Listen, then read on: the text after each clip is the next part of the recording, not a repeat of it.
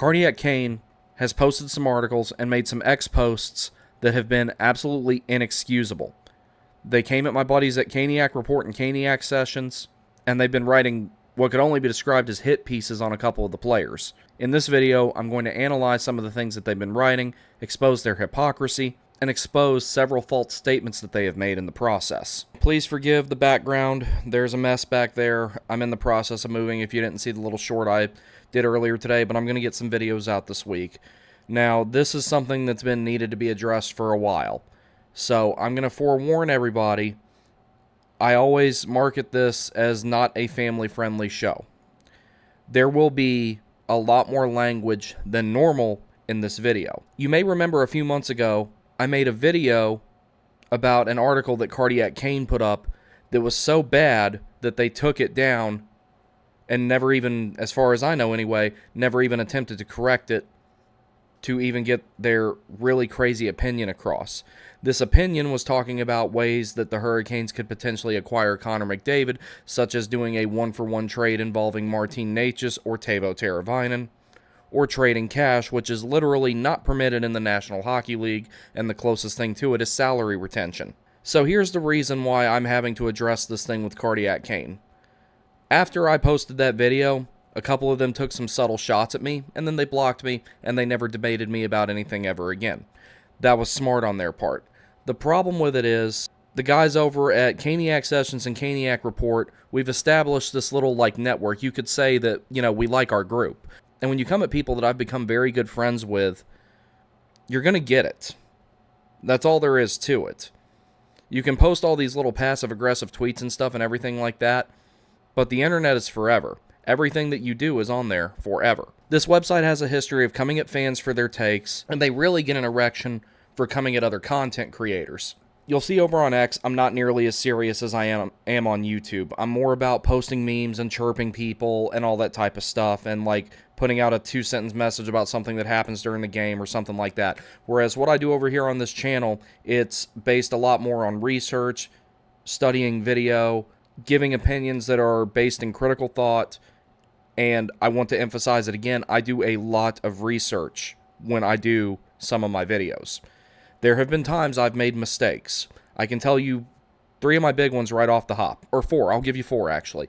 I accidentally pronounced Bradley Nadeau's name as Nadeau because I was thinking of the NASCAR driver Jerry Nadeau. I accidentally pronounced Jesper Fast as Jesper Fast one time. I mistakenly thought that Brett Pesce did not have a no-movement clause, and I called Ville Koivunen, who was recently traded to the Penguins as part of the Gensel deal, a defenseman. Anything else, if you find it, let me know. But as far as I know, I haven't made any massive mistakes, such as saying that Andrei Svechnikov was going to be a UFA at the end of this season, like Caniac Kane did. I'm okay with people making mistakes and having incorrect takes. I do it too. My problem with it is, Caniac Kane posts things that are objectively false, and they're writing hit pieces on players and going and making statements that can only be described as outright slanderous towards other podcasters, content creators, writers, whatever. And they haven't come at me at all, but they're coming at my boys, so it's got to get addressed. So for context, here's the type of stuff that they post. So this back-to-back right here. Carolina played Boston on the 25th of January, and Spencer Martin, that's where we started seeing him emerge and everything like that, was in that game. They got on a plane and they flew back to Raleigh the next day to play the Devils. But this guy over there posted this saying that the Hurricanes were playing in New Jersey. Again, them posting something objectively false. They do that quite a bit. So this screenshot that I took, this is from my phone when I saw this. Someone on X sent it to me. I won't say who because I got someone who sends me stuff and likes to maintain their anonymity. I'll give you a clue though. It's one of those really funny burner accounts. So this one right here was posted on February 21st, 3 days after it was announced that the All-Star game was going to be played at UBS Arena, where the Islanders play. Now, for the sake of providing some more proof that it was February 21st, here's a more recent clipping of it that I just took before recording this video. So, exact same article, February 21st at 8:54 a.m. They posted that 3 days after the NHL had already announced this. This is literally from NHL.com, from Dan Rosen, who's the senior writer and senior editor at NHL.com. This is literally from the horse's mouth as it can get. Yet that got posted and the guy never took it down. And of course, this motherfucker has to take every single shot that he can at Tony DeAngelo. If you want to take shots at Tony DeAngelo, fine, I understand. He's a traffic cone sometimes. But the problem with it is when you're writing hit pieces on players, in the manner of the one I'm about to show you, you're writing hit pieces on not only them, but the ones that they associate with, have friendships with, and go on fucking vacation with. So, for example, in this particular one right here, this was shortly after there was all that stuff going around in the locker room about there being a lack of Buyin. And eventually that, of course, got sorted out. You can speculate all you want about who the problem was, but this right here is talking about the DeAngelo and Orlov pair, which, like I said, as big of a fan as I am of Tony DeAngelo, that pair was a disservice to both of them, and Tony should have never been in the lineup over Chatfield. I'm not going to pretend otherwise. I don't know why they experimented with that. I guess they wanted to see if it would work so they could potentially trade Chatfield. I don't know. I think trading Chatfield would be a huge mistake, and I'm hoping that they're going to sign him. But what this guy does, this is another one from Chris Baker, who might be the worst one over there. So here, the big thing he's citing is plus-minus. As I've stated before, plus-minus is a reference point. It's a deceptive stat. It's a good starting point. It definitely can tell part of the story. But just because someone is a minus does not automatically mean that they're a bad player. Just because someone's a plus doesn't mean they're automatically a good player. If it's inordinately low, inordinately high, yes, that can tell part of the story. But this right here is just asinine and goddamn stupid. So he goes into this and says, as for the Buyin issues discussed in Hurricanes media, it would be hard not to assume that these claims are not leveled at Orlov, DeAngelo, or both. I have the hardest time thinking lack of Buyin falls at the feet of Orlov based completely on his stats. At just one point in his career has Orlov finished below 0, and that was a -1 year with the Capitals back in 2013-2014. His career best is +30 in 2016-2017, and he has been in double digits 5 times. Those stats are not... This is why I highlighted this part. Those stats are not those of someone who is... Holy fuck, this guy's butchering the English language. Those stats are not of those of someone who would have... What the fuck? Okay. A hard time learning the system or struggle with Buyin. Tony DeAngelo, of course, fucking go after everyone's favorite scapegoat, is perhaps the best suspect given his history as a locker room issue. Okay, stop right there. Tony had zero issues in the locker room the last time he was here. They traded him because they didn't want to pay him, and unbeknownst to pretty much everybody in the world, myself included, the Hurricanes were in on Brent Burns. That's an upgrade. You have to do it. As much as I like Tony, if you give me a choice between Brent Burns, even at his age, and Tony DeAngelo, I'm taking Burnsy. Not going to pretend otherwise. His stats don't necessarily support his credentials as a defenseman. Given the chance Carolina took with him, it would be easy to see him arriving in Raleigh with a larger-than-average chip on his shoulder. Savior complexes do not need much watering to grow beyond proportion. If anybody listened to the interviews that Tony had when he got back here, particularly with Adam Gold, he said that he understood that the 6th defenseman position was up for grabs between him and Chatfield. He didn't say anything that would indicate he had any sort of a savior complex. He was just happy that he was still playing. He advocated for the Hurricanes signing Brett Pesce. There was an article that I can't find, but it's out there somewhere. I will find it at some point, where he advocated for signing Brett Pesce because he believes in how good of a defenseman he is, and they're really good friends. Oh, that brings me into my next point. If someone is legitimately a locker room issue, like if you've ever had a coworker that you don't like, do you want to go on vacation with them? When you talk shit about Tony DeAngelo saying he's a locker room cancer, a problem, and all this other stuff, when you're saying that he's a bad teammate, a bad coworker, if someone like this was that bad to associate with at work, because that's a job to them, I know that anybody I don't like at work, I'm not going to invite them to go to fucking Mexico with me. Pesce, DeAngelo, Shea, Trocheck, and all their respective significant others went to Mexico together during the All-Star break, and here's a picture of them. But he's the problem, right? Additionally, if you worked with someone who was this problematic, would you invite them to your wedding? I'm just saying I wouldn't. In this picture right here, Trevor Van Riemsdyk, Hayden Fleury, Brady Shea, Vincent Trocheck, and Tony D'Angelo and all their significant others, and this was at Brett Pesci's wedding that happened before the season started.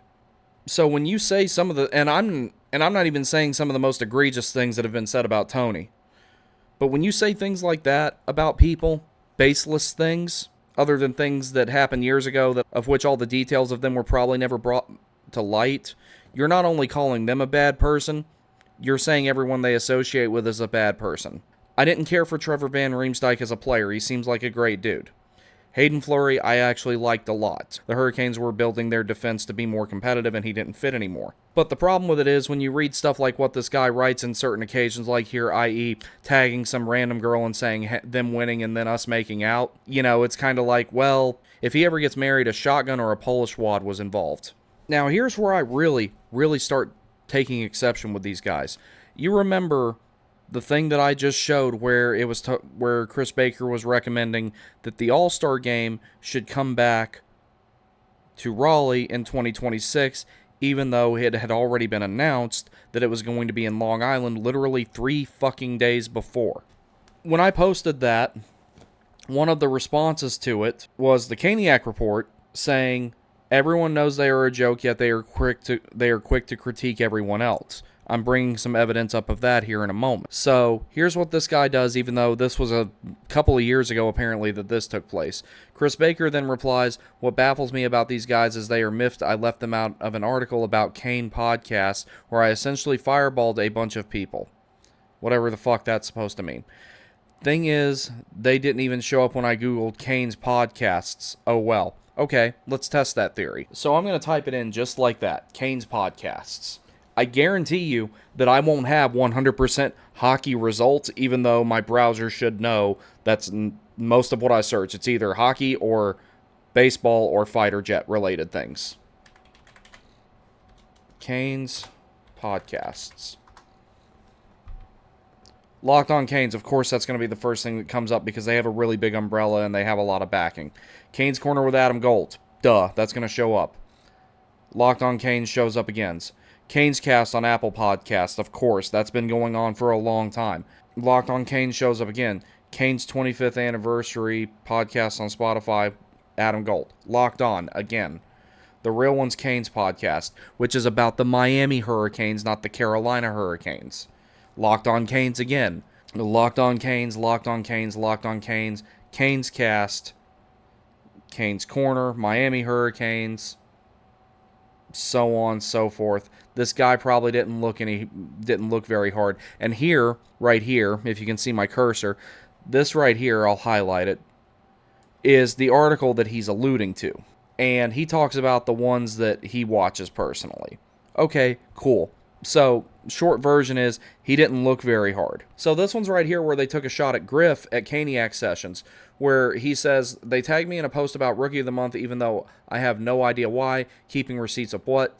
They won't even unblock me so I can respond. Apparently, since then, they have unblocked him. I don't know if they've had any interactions. I don't believe they have. At least not that I've seen, but they blocked me the moment I roasted the Connor McDavid article. So there was this post right here where they say, hey, we keep receipts too. And they tag Griff, Kane Stats, which I highly recommend following that, and someone who I'm mutually following now, a guy named Chase Tickle. They had another post along with this one where they said, oh, but I thought that Kochekov hadn't done anything all season. None of us ever said that. I frequently guest star on Caniac Sessions with Griffin AB. I listen to their every single episode of their show. Same thing with the Sams over at Caniac Report. I listen to every single episode that they put out since I started listening to them, which was basically I started listening to both of them right before the season started. At no point did any of them ever say anything negative about Kochekov. About the most negative thing any of us said was, is he ready to assume the starter role? And for a while it looked like he wasn't quite there yet, but now it's looking like he is. So people are wondering, and I alluded to this the last time I did a video about Cardiac Kane, people are wondering, why do you care so much? Why do you feel the need to respond when they do things like this? Well, if I responded to every single stupid thing Cardiac Kane ever put out, the warning take wouldn't exist. Its channel would be called Stupid Shit That Cardiac Kane Does, or something of the like, and I would have plenty of source material. But the problem with it is, they post stupid shit, and it gets so egregiously bad when other content creators who work much harder to bring you much better content, much more in-depth analysis, much more critical thought, whenever we push back on them, their immediate thing to do is to insult the content creators and insult the fans that disagree with them. Example given coming up here. So, you saw the date on that article that I showed you a little bit earlier in the video when I was doing the Google search. That was February 8th, 2023. A little over a year ago. But this motherfucker says, and shut up with this rent-free crap, Griff. You're still cutting me down for missing you in an article I wrote about podcasts almost 2 years ago. The reason I missed you in your podcast, when I Googled Kane's podcast, yours didn't even register, so miss me with that. So either way, this stupid fuck has his wires crossed. Caniac Sessions is relatively new. I started listening to them when they were in their relative infancy, and I guest starred on one of their earlier episodes, and then I've guest starred on a couple since then. But I don't think they were a thing 2 years ago, and not to mention the article he's referring to was not 2 years ago. It was barely over one. This dude's out to lunch. His tag is out on a branch. It should be out to lunch, because that's what the hell he is. Now, to further follow up on this particular article here, where he's talking about what Kane's podcasts he listens to and which one he doesn't, and you saw what I just Googled. If you find yourself high, blah, blah, blah, you're not alone. I have a few I don't listen to for a variety. For the most parts, I do not care for people jabbing back and forth or sending secret slights. I'm sending you a slight, motherfucker, and it's not a secret, just so you know. Nor do I care about your opinion enough to listen for 2 hours, start every sentence with, I think, and I am out. Okay, I think you suck. I take that back. I know you suck.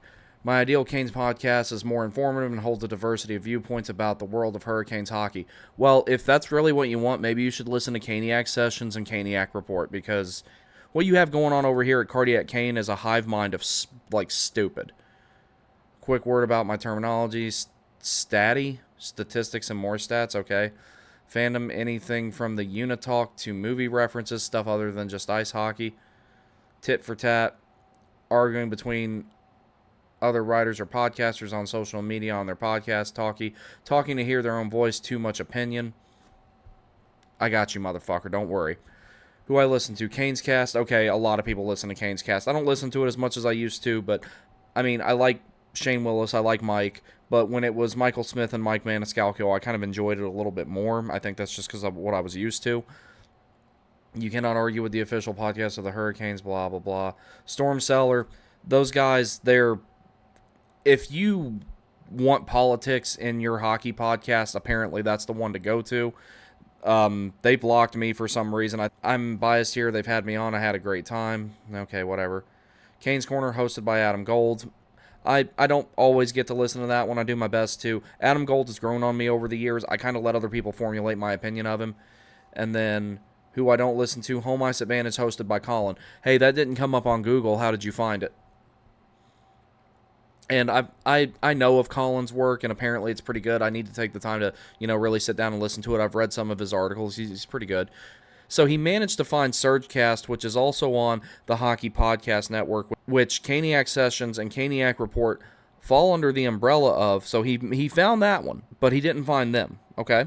If you want that much fan talk, this is your podcast, something here to expect some tit for tat. If you ever write or say something they do not agree with, you'll get called out.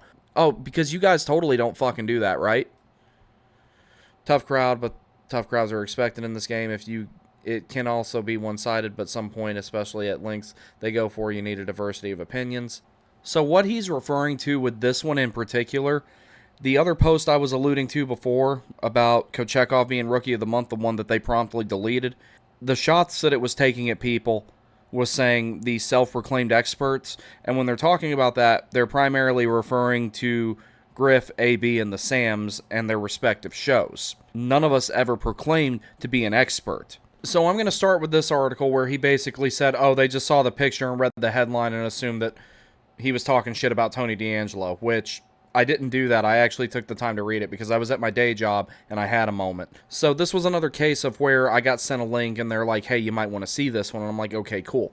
So I go in there and here's what we got. 2 moves the Hurricanes need to make else the trade deadline passes as a bust. I think you mean or else, Mr. Librarian. The Canes have a wealth of players with contracts coming due in the near future. There are also several other players with contracts not matching their value for the team. Both are going to require a sweetener, but if both remain, the trade deadline will have passed and the trade season will have been a bust for the Canes. You could not have ended up being more fucking wrong about that. We were already a cup contender. Now we're legit. I'm going to make a post-trade deadline video. So, obligatory picture of Tony DeAngelo. Every Carolina Hurricane fan has been pulling for Jesperi Kotkaniemi this season. Not every Canes fan has been pulling for Tony DeAngelo.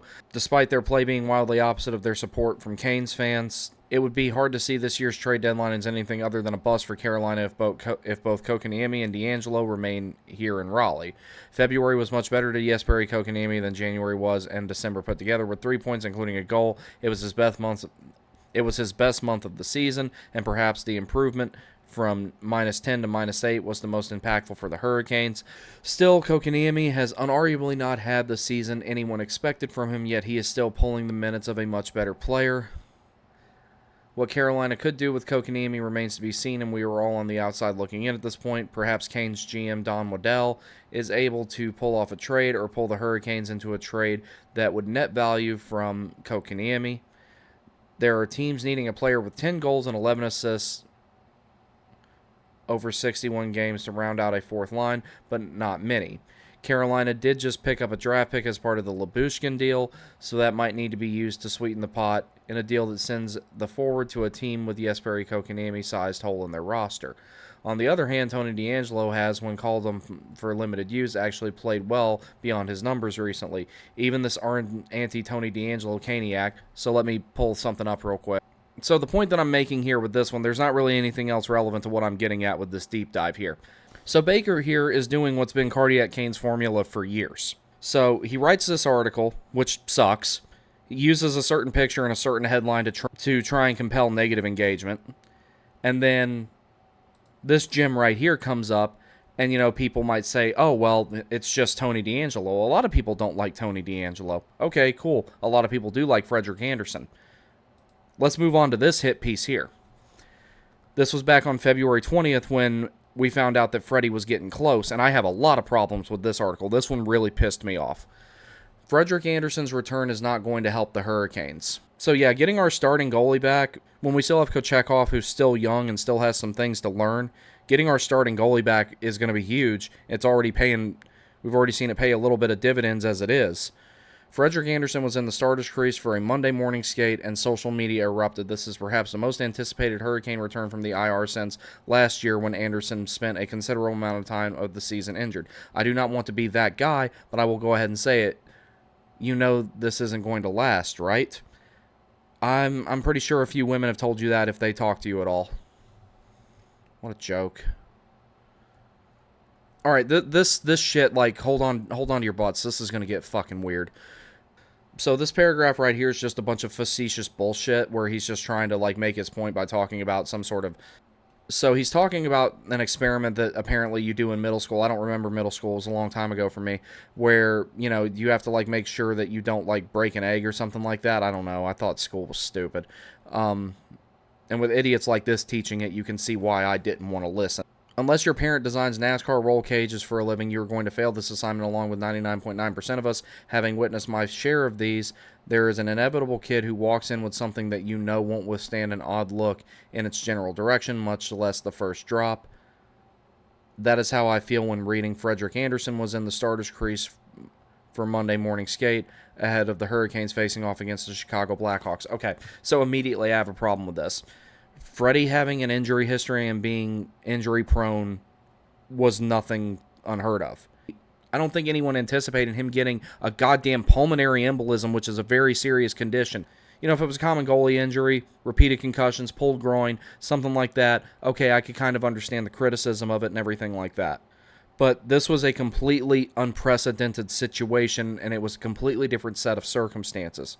Shame on you for saying that about him. First of all, we have seen this before. Andersen's return is the most anticipated in Caniac Nation since, well, last year when he missed considerable chunks of the season. And you know what? We went to the playoffs with him, and he was lights out. He really was.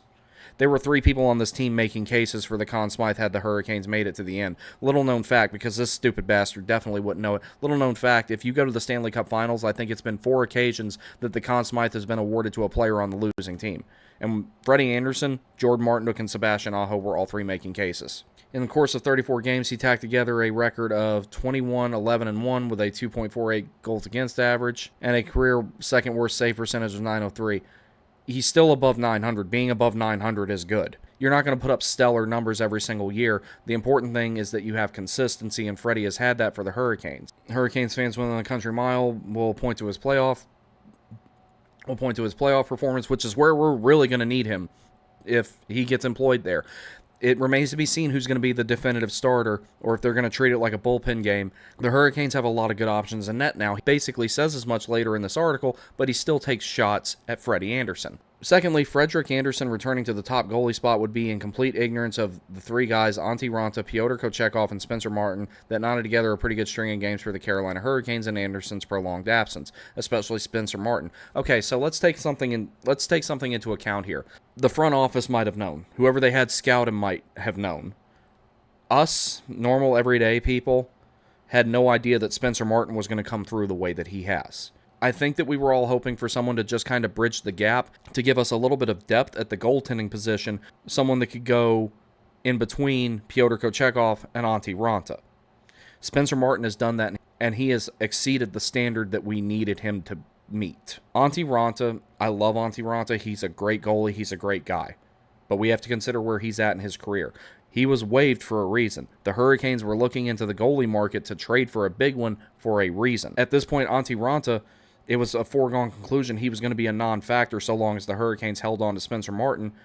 Antti Raanta went through waivers, he cleared, and he's back in the minors. Probably until the end of his career, unfortunately. I hate to see it end that way, but he's down there if we need him. He knew it was a stopgap move, but frankly, he earned his salt and deserves a spot at the table ahead of Andersen. If the Canes do drop him from the roster to make room for Andersen, which will likely happen, no, that was never likely to happen. We talked about that when I was on Caniac Sessions a couple of weeks ago. We were talking about who would get waived, who would get claimed, and who's the better option there, and we all agreed from a durability standpoint, Spencer Martin was the better guy to keep. Spencer Martin was the guy that was more likely to get claimed if he went through waivers. So you're saying that as well as Spencer Martin played, that the front office was going to put him on waivers before Antti Raanta, who had already went through waivers and cleared, and we would know that we would either get the cap relief of somebody else taking on Antti Raanta, or we'd have him as a 4th string option if we absolutely needed him? Because you're saying right now that Freddie Andersen's not going to stay healthy. Why would they get rid of Martin instead of Raanta, who would be more likely to clear waivers and more likely to be able to be called upon by the organizations that they have needed him? What the fuck are you talking about? He is just too good to let go and likely won't be there when the Hurricanes inescapably call back. You were wrong, but you do that a lot, so good job. Finally now is maybe the best time to get rid of Andersen without causing too much damage. Okay, again, so let me go back to something that some of you may remember who have been fans longer than this guy clearly has. There was a Hurricanes player by the name of Bryan Bickell. He was involved in the trade in which the Hurricanes acquired Teuvo Teravainen from the Chicago Blackhawks. Bryan Bickell had had several struggles over the last few seasons as far as being a player. He was not the same. Well, it turned out the reason that he was not the same is because he had multiple sclerosis, or MS as it's commonly referred to. He was able to fortunately finish his career in a storybook moment in a shootout against the Philadelphia Flyers. Even though the Hurricanes were nowhere near competitive back then, the Hurricanes didn't just dump him or download him or put him on waivers or try to get rid of him the moment that they could. And the condition that Freddie's been dealing with, no one saw it coming. I'm really glad that they caught it early and the guy's healthy. But you're sitting here playing NHL 24 fantasy hockey saying, oh, he's got a pulmonary embolism, fuck him, get him out of here. You're a piece of shit. And then you draw this really stupid-ass conclusion from here. You might think this is a buy high, sell low scenario, but I would argue the opposite. Frederik Andersen is like a fire engine red sports car on a sunny summer's day. He is irresistible to human and beast alike. With his great feats in the Stanley Cup playoffs of yesteryear, it would be easy for some team to snatch up Andersen in hopes of getting him on the rebound. Okay, and what if we traded him to another team that we had to play against in the playoffs, where he knows our system? Do you want to play a 7-game series against a goalie that's been playing for you for the last several seasons that can tell everybody, hey, this is how you beat this team? Not to mention, you have a guy who's been facing shots in practice against literally everybody he would be playing against in a team that has historically been eliminated because they couldn't score over the last 5 seasons. Not to mention the unethical idea of getting rid of him in the first place because he had a medical condition that nobody saw coming. The sport saying no injury should never cost a player his spot is great and noble gesture, but Wally Pipp never played for the New York Yankees after June 2, 1925, and while I'm glad Frederick Anderson, the person, is healthy, just like I'm glad Wally Pipp beat the cold that kept him out of the lineup, I am also glad the Carolina Hurricanes have 3 other goalies in rotation and 3 other goalies currently in rotation and winning games. Okay. First off, Ronta out, Anderson in, automatic upgrade so long as Anderson is healthy, and he looked plenty well fine in the Montreal game, but that didn't stop you guys from taking shots at him when he let in one fucking weird goal.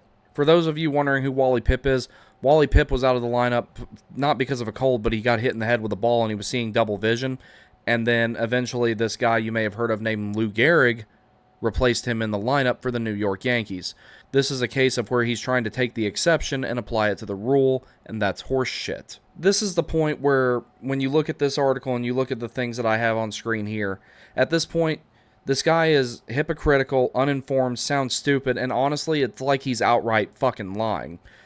For example, in a response that he made to Griffin, another particular tag here, he says, "You're going to hang your hat on a guy that has played all of 6 games this season. Not last season, not the season before this season. He's played 6 games. That's it, with a sub 900 save percentage. Meanwhile, there are guys playing now who have proven they can win. Good luck, dude." Okay, one, you know who else had sub 900 save percentages at certain points this year? Ronta. You know who else had a sub 900 save percentage at one point this season? Kochekov. You know which one of our goalies is also prone to injuries? Ronta. But you're saying that Freddie Anderson should just be sold the fuck off to the highest bidder because he had a blood clotting issue. Fuck you. So one of the ways that I know that this guy's probably never actually played sports before, I'm a career beer leaguer who plays in military and first responder tournaments. Goalies seeing those pucks coming in much slower than what they're used to is kind of like an off-speed fastball. It's harder to get in front of it than it looks like sometimes. He let in one goal that wasn't even really that bad. I'm assuming it's Baker logged into the Cardiac Kane account at this particular point, and he goes, well, that didn't take long. You're not going to stop them all, dude. Patrick Waugh didn't stop them all. Marty Turco didn't stop them all. Andre Vasilevsky doesn't stop them all. And then when someone, gave a rational response of, hey, give him a minute, he hadn't played in a few months, this dude, just throws another meme at Freddie.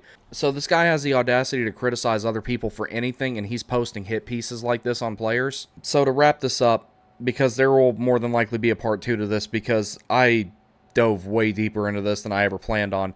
You don't get to write hit pieces on players, whether it's someone who might not be the most liked as Tony DeAngelo, or someone who is pretty well liked but had a couple of medical issues like Freddie Anderson. You don't get to do Twitter drive-bys on podcasters who make better content than what you write when your writers don't know how the salary cap works, continuously make irrational trade proposals, and try to discredit anybody that just doesn't agree with them when you post the things you post and say the things you say. You have absolutely zero rights or zero credibility to criticize anybody for their analysis of the game of hockey. Just in the last few months, I've seen a multitude of things that you got that were objectively wrong. Not even something that I can just say I disagree with the opinion on, but objectively wrong, such as trading players for cash, Svetch being UFA, and so many of the things that I pointed out in this video. Cardiac Kane is a fucking joke, and if they're going to call people out, I'm going to call them out back. That's all there is to it. So that's all I got for this video.